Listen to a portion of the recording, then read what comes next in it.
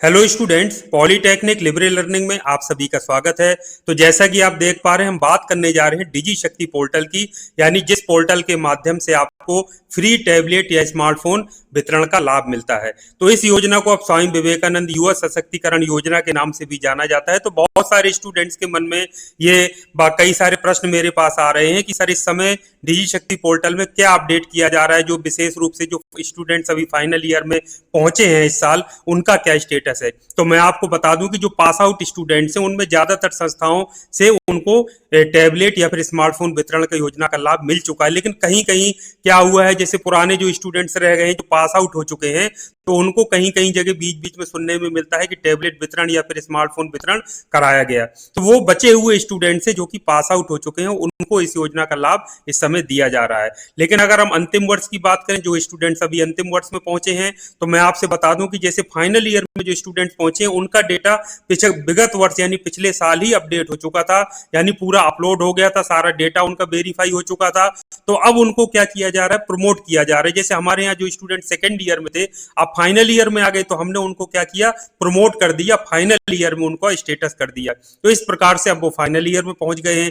तो जैसे ही जिलेवार आपको पता है कि टैबलेट या फिर स्मार्टफोन जो जिस कैटेगरी में है, जैसे पॉलीटेक्निक या आईटीआई के स्टूडेंट्स हैं उनको टैबलेट मिलता है, जो बीए बीएससी के और अदर कोर्सेस हैं उनको स्मार्टफोन मिलता है, कुछ और जो कोर्सेस हैं उनको टैबलेट या स्मार्टफोन इसी तरीके से लाभ मिलता है, आपको पता है। तो ये प्रोसेस लगभग सभी जगह स्टार्ट हो चुकी है। यही प्रोसेस हमारे यहाँ भी जो बिल्कुल जो न्यूली एडमिटेड स्टूडेंट्स हैं, जिन्होंने इस साल फर्स्ट ईयर में या फिर लेटरल एंट्री के माध्यम से सेकेंड ईयर में एडमिशन लिया है, उनको नए सिरे से फॉर्म भरा करके एक एक्सेल सीट आती है, उसमें पूरा डेटा फिलअप करके, जिसमें पूरा डिटेल होता है स्टूडेंट का, एनरोलमेंट नंबर से लेकर नाम, पिताजी का नाम, उसके सब्जेक्ट्स भी होते हैं, सब कुछ करके अपलोड किया जाता है। तो ये प्रोसेस हम भी शीघ्र करेंगे, क्योंकि महीने के प्रत्येक माह की 1 से 12 तारीख तक ये कार्य होता है। तो कुछ आपको पता है कि एडमिशन लेट हुए, तो जब सारे एडमिशन हो चुके हैं और उसके बाद सभी का एनरोलमेंट आ चुका है, तो ये प्रोसेस शुरू हो गई है। और इसके अलावा सेकेंड ईयर और फाइनल ईयर के जो स्टूडेंट्स हैं, उनके लिए प्रमोट करने की कार्रवाई कर दी गई है, तो वो अपनी अपनी कक्षा में प्रमोट हो गए हैं। यदि किसी संस्थान ने पिछले विगत वर्ष अपने संस्थाओं का डेटा नहीं अगर अपलोड किया था, तो वो क्या करेंगे, नए सिरे से उनको अपलोड कर देंगे। तो हमारे यहाँ प्रमोट कर दिया है, फाइनल ईयर में स्टूडेंट्स पहुंच चुके हैं, सारा कार्रवाई हो चुकी है। अब इसके साथ साथ में अभी आपने देखा होगा कि स्क्रूटनी और जो पुनर्मूल्यांकन का रिजल्ट भी जारी हुआ है, तो उसमें भी कई बच्चे जैसे फेल हो गए थे सेकेंड ईयर में, लेकिन पास होने के बाद वो फाइनल ईयर में पहुंच गए, तो उनका भी डेटा उसी हिसाब से अद्यतन किया जाता है।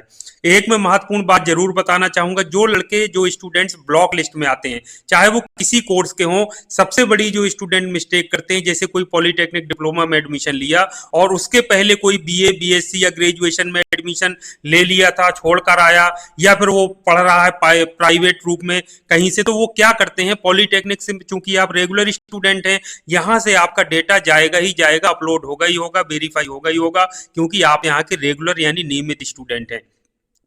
तो होता क्या है कि जहां से आप छोड़ कर आए हैं या कर रहे हैं बीए बीएससी, वो यूनिवर्सिटी वाले या कॉलेज वाले वो क्या करते हैं, डेटा आपका वहां से भी फॉरवर्ड कर देते हैं, वेरीफाई कर देते हैं, जिससे जब दो जगह से आपका डेटा पहुंचता है, वेरीफाई होता है, तो फिर वो ब्लॉक लिस्ट में चला जाता है। और बहुत सारे स्टूडेंट्स ऐसे हैं जो फिर टैबलेट या फिर स्मार्टफोन योजना से वंचित रह जाते हैं, उनको कहीं से किसी योजना का लाभ नहीं मिलता है।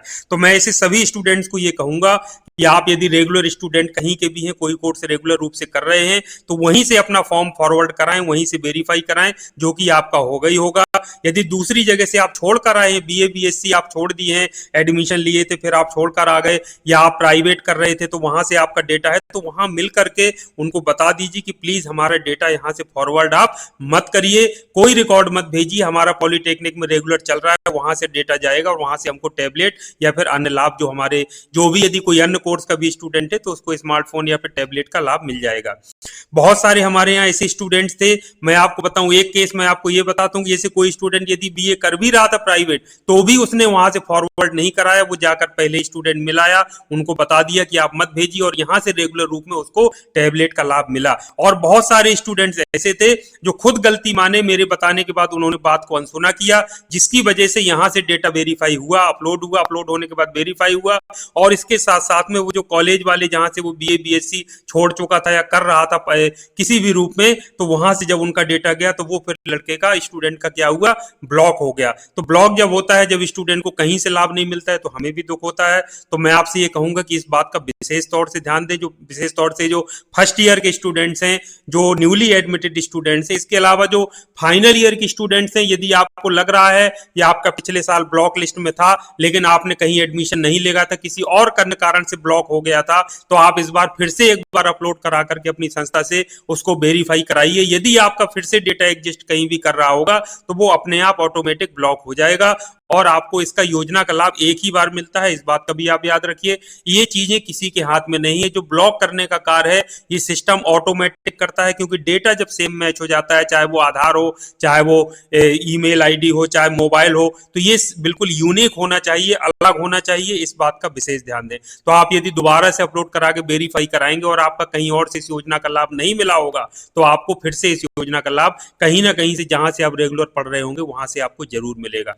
तो उम्मीद करता हूं कि आपको अपडेट पसंद आया होगा। इसी तरीके से धीरे धीरे जैसे ही जिलावार अभी तो प्रोसेस चल रही है, बहुत बड़ी संख्या में नए टैबलेट मंगाए जा रहे हैं, स्मार्टफोन वितरण का कार्रवाई चल रही है, जैसे कि हम न्यूज़पेपर में देखते रहते हैं, सुनते रहते हैं। तो उसी के अनुसार जब जिलों में पहुंचने लगेंगे तो उसी के अनुसार आपको लाभ मिलना भी शुरू हो जाएगा। लेकिन इसमें अभी थोड़ा समय लगेगा, क्योंकि बाकी स्टूडेंट्स का डेटा भी अपडेट हो रहा है, प्रोसेस में है। तो इन सब चीज़ों में आपको धैर्य रखना चाहिए और कोशिश करनी चाहिए कि फाइनल अंतिम वर्ष में पास आउट होने के पहले पहले ही आपको इसका लाभ मिल जाए, जो कि मिल जाता है। जैसे हमारे यहाँ हर साल स्टूडेंट पास आउट होने के पहले ही उसको टैबलेट वितरण का लाभ दे दिया गया है। पिछले 2 बार से ऐसा लगातार हो रहा है। तो आप लोग थोड़ा सा जागरूक रहिए, ध्यान दीजिए। यदि आपके साथ इस तरीके की कोई प्रॉब्लम है, आपके परिचित का कोई स्टूडेंट है, उसके साथ कोई इस तरीके की प्रॉब्लम है कि 2 जगह उसका नाम चला गया है या जाने वाला है या 2 जगह उसका नाम है, तो उनको विशेष सतर्कता बरतने की जरूरत है। और सही तरीके से आप अगर काम करेंगे तो फिर आपको उसको कहीं ना कहीं से आपको उसका एक जगह से लाभ जरूर मिलेगा। 2 जगह से लाभ लेने के लिए प्रयास आप मत करिए, जो कि गलत है ना। आप मन में रखिए और थोड़ा सा एक्टिव रहिए, ताकि आपका यदि कहीं से नाम कट चुका था, वहां पर नाम उन लोगों ने भेज दिया, तो फिर आपके लिए प्रॉब्लम हो जाएगी। तो वहां उनको जाकर के आपको एप्लीकेशन देकर के मना करना पड़ेगा कि सर मैंने यहाँ से नाम कटा लिया था, बीए बीएससी में कुछ नहीं कर रहा हूँ, तो प्लीज मेरा डेटा या नाम मत भेजिएगा। मैं वहां से अगर कोई कोर्स रेगुलर कर रहा हूं तो वहां से डेटा जाएगा और मुझे लाभ मिलेगा। तो ये था आज के लिए महत्वपूर्ण अपडेट। उम्मीद करता हूं कि आपको अपडेट पसंद आया होगा। और अन्य कोई जानकारी होगी, इसमें पोर्टल से रिलेटेड अपडेट होगा या कोई अन्य सूचना मिलती है, तो मैं आपको समय समय पर बताता रहूंगा। चैनल को ज्वाइन कर लीजिए, लाइक और सब्सक्राइब कर लीजिए। Thank you very much. आप सभी का दिन शुभ हो।